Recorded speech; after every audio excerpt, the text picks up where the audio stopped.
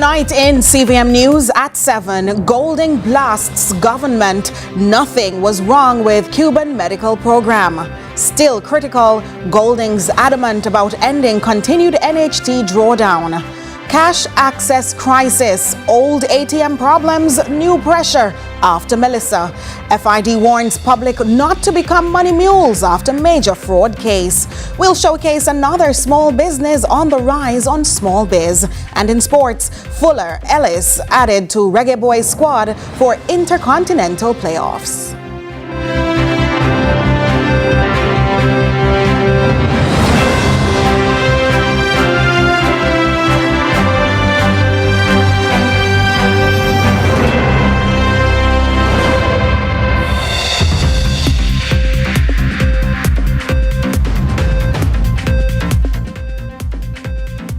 From Kingston, Jamaica, this is CVM News at 7 for Monday, March 23, 2026. I'm Nika Lewis. Thanks for having joined us. Up first this evening, the opposition is continuing to blast the government over the discontinuation of the 50-year medical program with Cuban health professionals. Opposition leader Mark Golding, in a lead story budget special interview with CVM News, said the government has not put alternatives in place, and he insists nothing was fundamentally wrong or illegal with the program.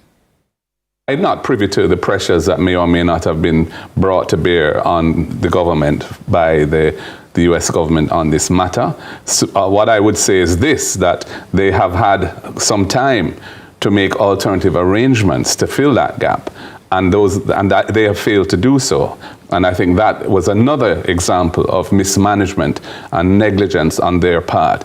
So by ending the arrangement unilaterally, the Cubans have said, without alternative arrangements being put in place to ensure that Jamaicans who were relying on this for their cataract surgeries and other eye operations, and those who are in rural parts and can see a doctor because there's a Cuban doctor there, those people are not going to be served. What would you have done differently?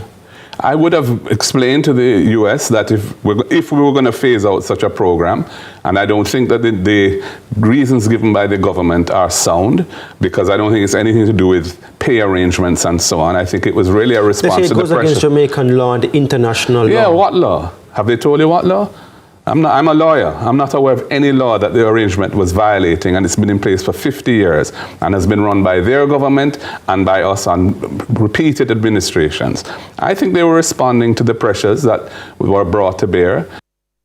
In the meantime, Mr. Golding says despite Hurricane Melissa, the government's plan to continue the annual $11.4 billion drawdown from the National Housing Trust is unacceptable. The crisis in housing, which Melissa has made that much worse. So I don't accept his explanation, and I think he is misleading the public. Do you not see, though, why it's necessary given Melissa? It's an extenuating circumstance, or is the opposition, and I put this to Cleveland Tomlinson when he came here last week, is the opposition being hypocritical in its criticism of the government, especially for this fiscal year with the drawdown from the NHT?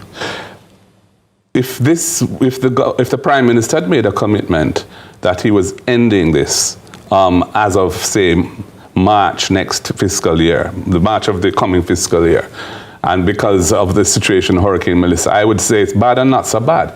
But he's talking about extending it for 5 more years. And I don't think he can blame Melissa for that. And the truth is that, as Julian Robinson in his presentation on the budget showed, that the gap that they're trying to fill by adding, $18 billion of taxes plus another $11 billion of drawdown from NHT, there are other ways of addressing that funding gap. And so I don't accept that it's a necessity to do it. And Giovanni Dennis now joins us in studio to tell us a little more about what the opposition leader had to say. Well, Nika, Mark Golding was especially critical of the move to end the Cuban medical program. He went into detail about that. He also doubled down on his criticism of how the Prime Minister went about accepting his salary increasing. He has no problem with the increase in salary, but how it was done, he has a problem with that. And what, if anything, can Finance Minister Favour Williams say to tomorrow that would make a good impression to close the budget debate for Mark Golding in his eyes. We'll hear that and a lot more in this special interview at 8 o'clock, so you don't want to miss that right after news at 7. He also participated in our fact or spin game with the cards. You want to see a bit of tribalism on display in that segment, so you don't want to miss that. Nika. It's must-see TV.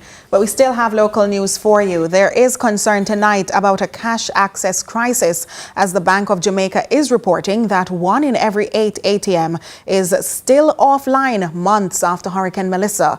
But amid the concerns, one economist is warning it might be time for policymakers to fast-track the shift to digital financial transactions. Amoy Harriet tells us more. 1 in every 8 ATMs. That's over 100 of the roughly 900 machines island-wide has for months been inoperable. In a society where 70 to 80% of transactions are cash-based, economist Keenan Faulkner says everyday transactions are being disrupted, small businesses are struggling, and overall economic activity is taking a hit. Most persons, almost 50% of persons, get paid in cash. So we're still circulating out of cash in the economy where if you can't access it for however long time, or if you have to spend time traveling to the nearest place, which may not be very near, then you're impeding productivity, you're impeding business activity. It's why Mr. Faulkner says policymakers and banks need to fast-track the digitalization of Jamaica's financial sector. Now, while authorities have signaled support for the move, many Jamaicans remain resistant.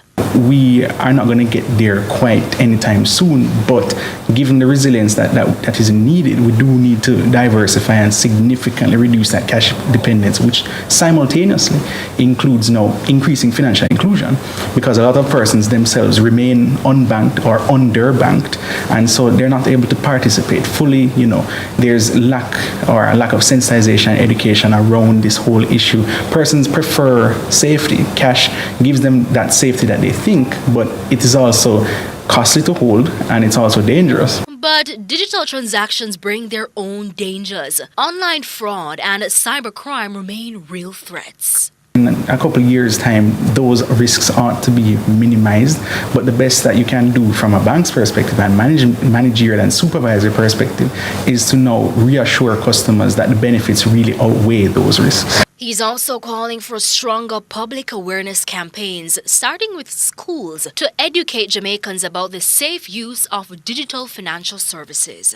Everything ties back to not just education specifically around digital banking and platform services and so on, but just pairing it with the education system. So I think there's a role also for the Ministry of Education to now include that sort of financial inclusion imperative, especially now when we're in an age of AI and digital technologies. It has to start from early, so at least the next generation becomes more aware of the risks and the opportunities surrounding it, that we can finally start to overcome some of those issues of superstition. Amoy Harriet for CVM News. And renewed calls to Jamaicans tonight to not allow their bank accounts to be used to receive, move, or withdraw funds on behalf of others. The call comes after the arrest and charge of 3 individuals in connection with a multi-million-dollar bank fraud and suspected money mule operation. The accused 24-year-old Ashanti Johnson, 37-year-old Kevin Bentley, and 54-year-old David Brevet were charged under the Proceeds of Crime Act, the Larceny Act, and the Cybercrimes Act after coordinated operations carried out between March 17 and 19 across Kingston, St. Andrew, and Clarendon. Investigators allege that the accused participated in a criminal scheme involving unauthorized access to bank accounts and the transfer of funds into accounts maintained by the suspects. Dennis Chung is Chief Technical Director of the Financial Investigations Division, FID. Fraudsters and money launderers rely on established accounts to move illicit funds at scale. The use of money mule accounts therefore helps to conceal key players in criminal networks. The public is urged to exercise proper due diligence when accepting deposits on behalf of others, particularly when it involves sharing debit cards or PINs. The Proceeds of Crime Act defines criminal property as property obtained through criminal conduct and criminalizes all handling of such property. If you possess, transfer, or facilitate the retention of criminal property, you will be charged. Of the Jamaica Constabulary Force and a former soldier of the Jamaica Defense Force have been charged on multiple counts of embezzlement and breaches of the Firearms Act, according to reports from the Major Organized Crime and Anti-Corruption Agency, MOCA.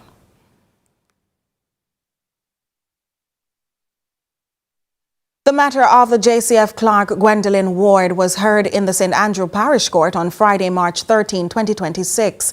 The matter arose from a MOCA investigation launched in 2015, where investigators established that at least 4 police officers improperly received allowances totaling more than $4.5 million, with Ward having falsified official records and forged colleagues' signatures to facilitate the unlawful payments. Ward is scheduled to be sentenced on April 10, 2026. For 4 months, residents in the Frome areas of Westmoreland have been living on the edge as motorists and pedestrians using a major section of Frome roadways are fearful, as it has become a deadly path on which to travel. The road, which they say is cut in half since the passage of Hurricane Melissa, has so far claimed 1 life and resulted in several serious injuries from crashes along that thoroughfare.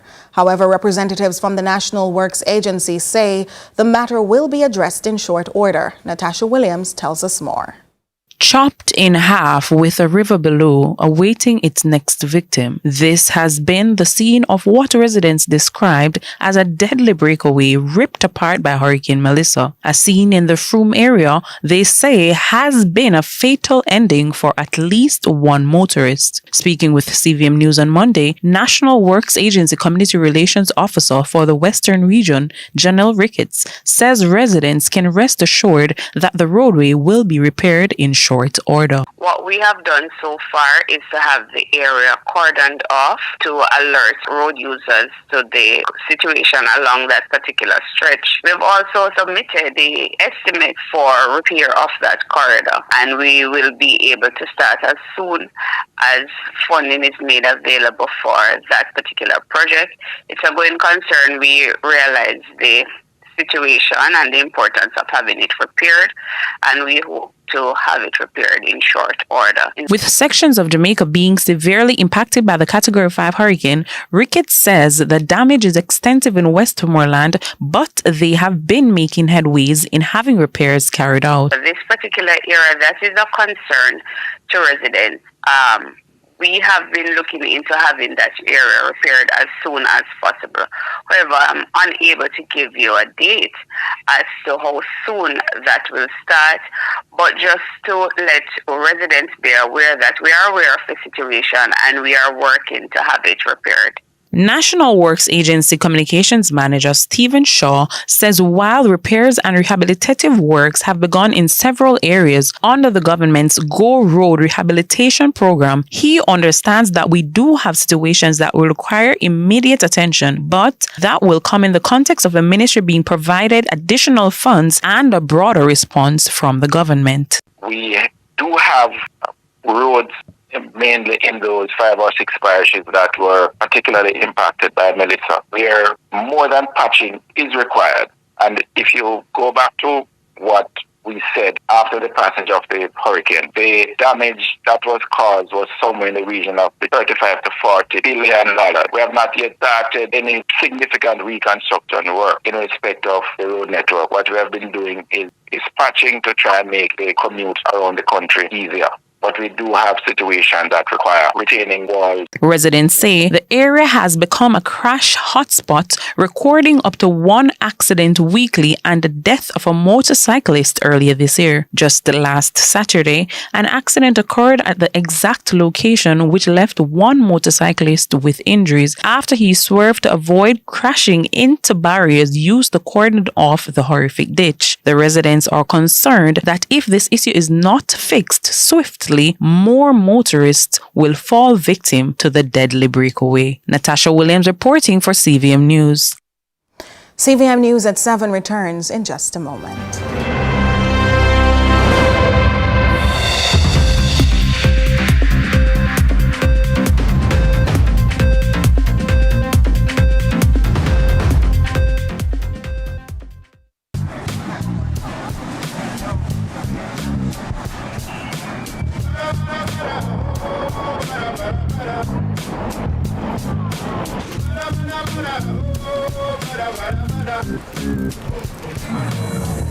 New KFC Saucy Wings. Hot and spicy wings tossed in our irresistible sauce. Available in sweet red chili and citrus chipotle barbecue. KFC, it's finger-licking good. Celebrate Marchmas at Quartz! Get up to 60% off from March 20 to 24 and up to 70% off on Christmas Day in March on March 25. Get that fridge, stove, lounge set, bedroom set, or smart TV you've been wanting. Marchmas at Quartz from March 20 to 25 with up to 70% off. Quartz, bringing value home. Conditions apply.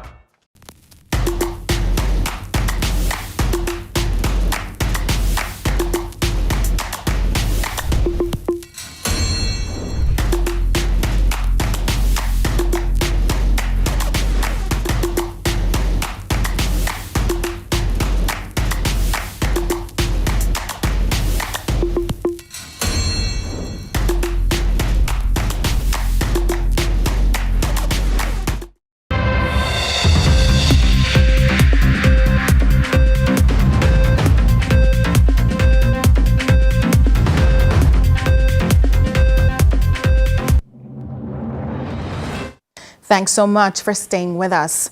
Cross-examination of the prosecution's 17th witness continued on Monday in the ongoing Clansman gang trial in the Supreme Court in downtown Kingston. The witness, a detective sergeant, testified that the Crown's star witness gave a statement which led to the accused, Michael Wildman, being arrested for the murder of William Christian. Carla Ramdeen tells us more. Defense counsel Paul Gentles, who represents the accused Michael Wildman, sought to question the credibility of the star witness who's yet to take the stand. The prosecution's 17th witness, a detective sergeant, testified that the star witness gave a 10-page statement that led to the arrest of Michael Wildman in connection to the murder of William Christian without being coerced or offered any plea deals. The witness further testified that he was aware the individual was charged for rape but was not aware of any other charges. The defense suggested that the star witness lied when he gave his statement. An objection was raised on the grounds that the witness could not make that determination, adding that the witness is yet to take the stand so that question can be posed to him. The judge agreed on that submission. The witness testified that after receiving the statement, he met with his supervisor to discuss the matter. The defense then asked whether he attempted to authenticate the antecedents of the person who gave the statement in any way. The witness responded no. The defense then suggested that the statement was not authenticated or verified for its truth. The witness disagreed. The defense later asked if the witness did not find it unusual that a person he had never met before would open up and give a 10-page statement about his criminal past. The witness clarified that the statement was not about the individual's criminal past, but about offenses he witnessed. The defense further suggested that the Crown's star witness is a pathological liar. An objection was raised and the prosecution stated that the witness could not speak to that. Carla Ramdeen, CVM News. A serial sex offender is dead following a confrontation with lawmen early Sunday morning in St. Catherine. The suspect was wanted for a slew of incidents in March alone at the time of his demise. Convicted sex offender Dwayne Brown, otherwise called Flex, was reportedly killed in a police operation in St. Catherine South at around 12:30 a.m. Sunday. Investigators say officers acted on information that a female minor was being held against her will at a property. However, on arrival, police reportedly saw Brown inside a bedroom with a male child. It's understood when informed of the allegations, Brown shouted, quote, "Manna go back to jail," before reportedly brandishing a firearm from a closet and pointing it at the police. In self-defense, officers reported that they discharged several rounds. Authorities say Brown hid under a bed, then pointed the weapon again, prompting further fire. He was later transported to the Spanish Town Hospital, where he was pronounced dead. Police recovered a Taurus pistol with its serial number erased, along with a magazine containing 4 rounds. A white Nissan Juke found on the property is also being linked to a series of sexual offenses in the division. The matter has been referred to Indicom in line with protocol for police-involved shootings. Residents of Beeston Spring in Westmoreland are raising serious concerns about deteriorating road conditions. They say what was already a bad road network has now become even worse. Akeem Art has more in this report. This is the condition of the road for residents in Beeston Spring, Westmoreland, since Hurricane Melissa. The frustrated residents are now voicing their concerns. Whenever time we travel from Left Hall to White House, we have to come out of the taxi because the taxi man them cannot carry over because of the bad road. When rain fall and now come up on the hill, sometimes we let out the passengers on the hill in the rain because the vehicle can't go over. So we would like some persons to come in and render some assistance or say what can be done to remedy this situation. As you can notice, it's on the edge over there. The vehicle have to be driving, and what I notice in Jamaica is like something seriously have to happen before some action taken. According to the residents, a larger section of the main road leading to and from the community has been transformed into a single lane due to several large breakaways. The disgruntled locals say they are forced to repair their vehicles on a daily basis. In this condition of the road, it's very terrible. It's terrible. One, the road has become a single lane, and not only as a single lane, but as motorists, the cooperation is not there. Sometimes for hours we have to be parking up here because the road block up. This one is saying that he's not moving, that one is saying it's not moving, they are not moving. And we can't continue under this condition and with this road because it's costing us a lot. We need to get the road fixed before somebody gets seriously injured or killed. And nothing. And again, this is 4.5 months since Hurricane Melissa devastated this place. And we heard about how much money received, but we haven't seen any being spent here. And I don't know if it's been spent in other places, but right now, this place here needs some help before the situation gets worse. The residents further lament that children are unable to go to school due to lack of taxis plying the route. They are calling on their political representatives and other agencies to address what they consider to be a grave situation. Once somebody just go look on the road and give you assistance, really need. Especially now, when the rain no start falling, because now a March and rain even fall now. Then what about when April come? It a go worse, we not have no road, it a go cut off all together. People them figure at school and them just sitting there. So if we not have no road, people them can't go to school and remember say them are youth and future. So look and give me help, my boss. We really need that help. Reporting for CVM News, I'm Akeem Art. The government's announcement of a proposed bypass around Lucea, Hanover, is being welcomed by local leaders.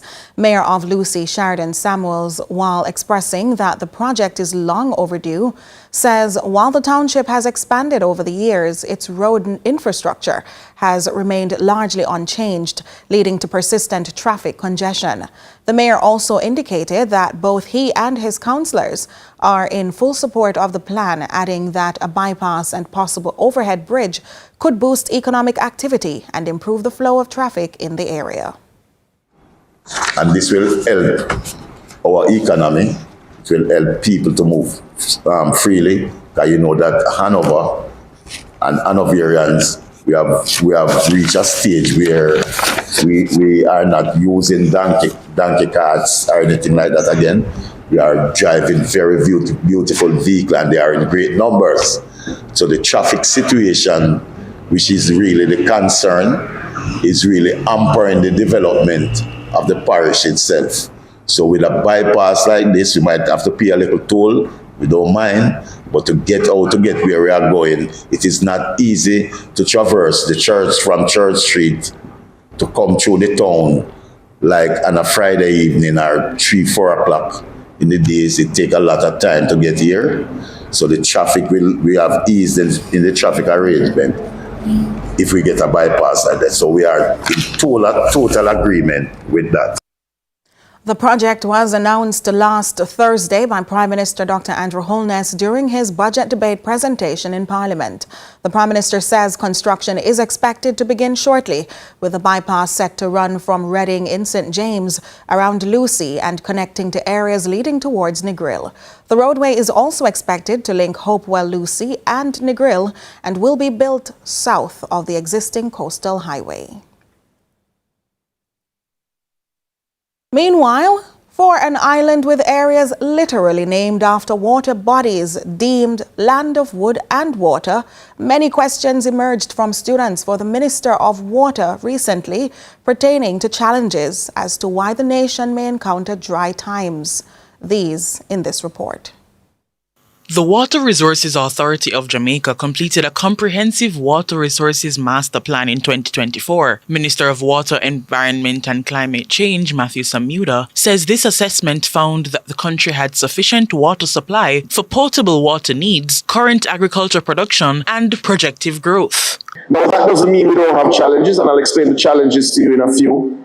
But one of the challenges is that though that assessment said we have sufficient water, it did say we have experienced declines over the last 30 years.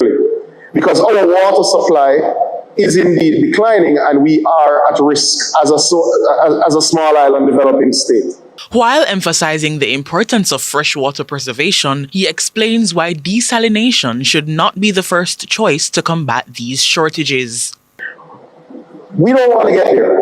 We want to protect our water supply, and there's real reason why we shouldn't be eager to engage desalination. Firstly, it is a dirtier production method for water. Secondly, our energy cost is simply too high. So whatever your water bill is, it would be much higher if we engage desalination. The minister referenced reports from the Meteorological Service of Jamaica that the drought in the second half of the year will be drier than normal. To combat this, he shares a timeline in which the ministry says they plan to achieve water resilience. In Kingston and St. Andrew, Portmore and Spanish Town, the government of Jamaica expects to achieve what we will classify as water resilience within 18 months. And we don't say that lightly. Crystal Williams reporting for CVM News. There's more to come right after these.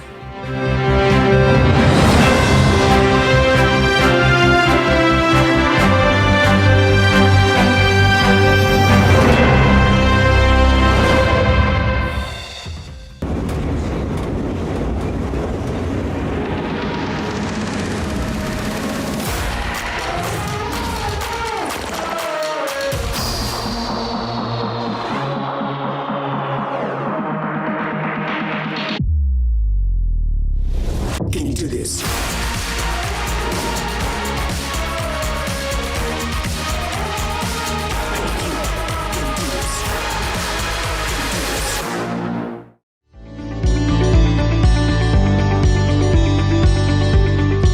Hi, I'm Landy. Welcome to NLA Connect, the National Land Agency's customer engagement platform. NLA Connect is a simple, user-friendly platform designed to help you share your feedback, get support, and updates about land-related matters.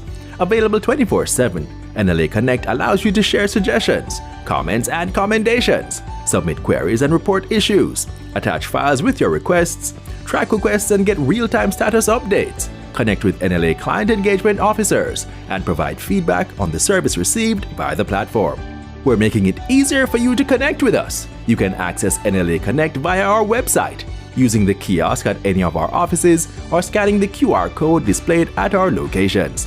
Need any help along the way? Check out our FAQs section. It has all the answers you need in one location. NLA Connect, your voice, our priority.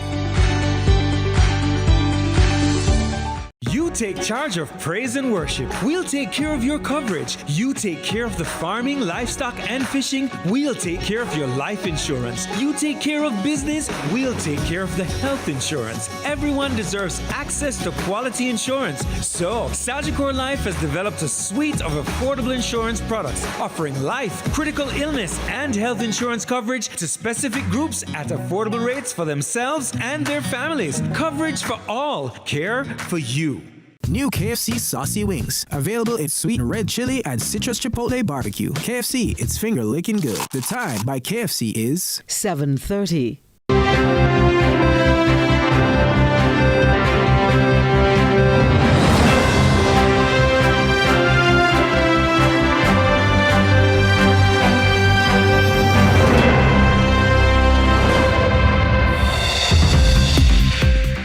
Thanks so much for staying with us. It's now time for regional and international news with Marshall Hazley.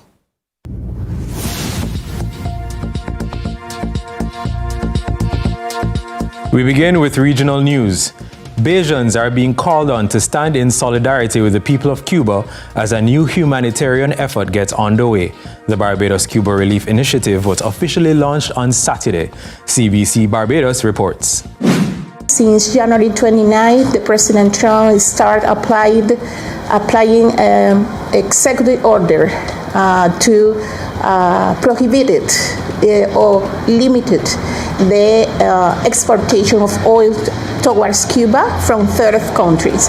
So this is the reinforcement of the U.S. blockade against Cuba that has been imposing for more than 60 years. This is a new attempt to suffocate the Cuban economy. In international news, counterterrorism police are leading in the investigation into an arson attack on 4 ambulances belonging to a Jewish community charity in North London, UK. Police say it has not been declared a terrorist incident and they're looking into claims of responsibility made by a group online. BBC News has the details. At around 1:45 hours today, we were called by the London Fire Brigade to reports of a fire on Highfield Road, Golders Green. We attended the scene where 4 ambulances from Hatzola, a volunteer-led ambulance service run by members of the Jewish community, were on fire. The attack occurred in the car park of a local synagogue where Hatzola's vehicles for this area are based. Explosions were heard as oxygen canisters on board the ambulances exploded. Nearby homes were evacuated as a precaution, with 34 residents displaced and road closures put in place. Thankfully, no injuries were reported and all of the fires were safely put out. In the meantime, the Israeli military has announced it was expanding its ground invasion in Lebanon. Israeli forces have already destroyed bridges they say were used by Hezbollah to cross the Litani River, and now they have cut off the main highway between the capital Beirut and Tyre, one of the largest cities in southern Lebanon. We hear more from Al Jazeera. This is the only route that can be used to leave or reach the southern city of Tyre after the Israeli army destroyed the bridge on the main highway. The Israeli military is warning worse is yet to come. The military saying that they are preparing to deepen its ground offensive in southern Lebanon and its airstrikes against Hezbollah. On Sunday, Israel hit the M51 highway after declaring all bridges over and south of the Litani River targets. The destruction of the Qasmieh Bridge cut off the easiest route to the western sector of southern Lebanon, making it more difficult for people who still live in Tyre and southern villages to survive. And that's it for regional and international news. I'm Marshall Hazley. A young entrepreneur is turning a natural product into a growing business. Shaunalee King Gentles launched a Yurat castor oil in 2024, offering products aimed at hair and skincare. So in tonight's Small Biz Big Dreams, our reporter Kevin Black introduces us to the woman behind the brand. Small Biz Big Dreams is brought to you by Access Financial Services. Tonight, on Small Biz Big Dreams, we meet an entrepreneur turning a natural product into a growing business. This is Small Biz Big Dreams.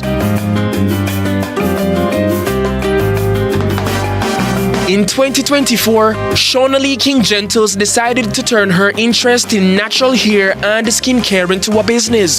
Her brand, Ayudat Castor Oil, focuses on producing and selling castor oil, a product well known for its benefits for hair growth, skincare, and overall wellness. She says the business started with a simple idea, providing a natural product people can trust. Ayudat started from a need. I am a scientist by training, and I realized that Jamaican castor oil has a lot of benefits, but we tend to focus on mainly cosmetics. And I decided that I was going to focus on our overall health and wellness, and then tap into segments that are less trodden by Jamaicans to see if we can compete on a global frontier heavily. We own a farm, and that in itself is a challenge because to get workers, to get seeds when hurricane comes, so there are many factors that are at play, and we have to work through them. Businesses like Ayudat Castor Oil represent the kind of entrepreneurship driving small business growth across Jamaica.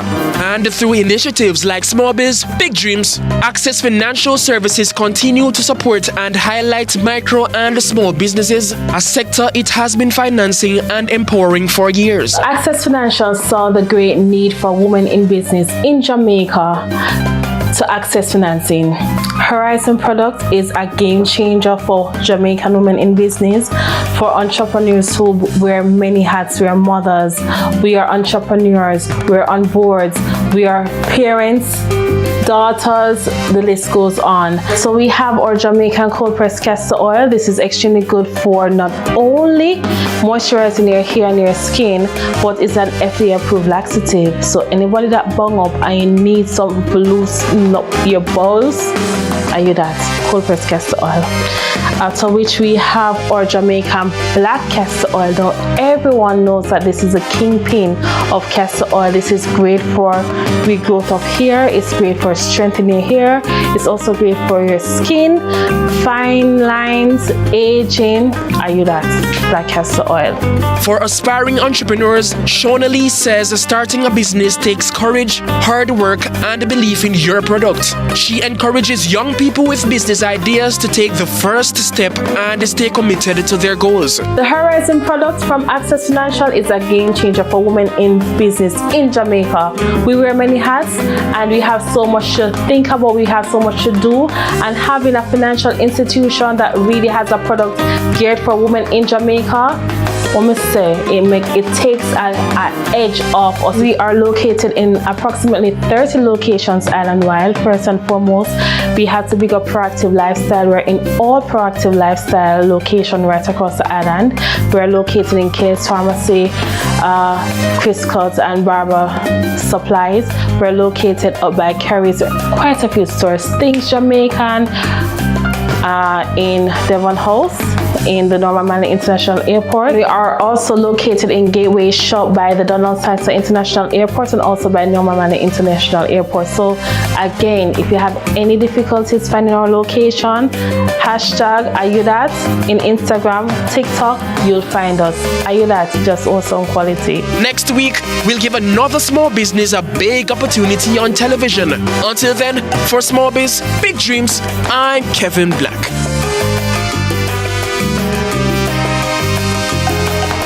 Small Biz, Big Dreams is brought to you by Access Financial Services.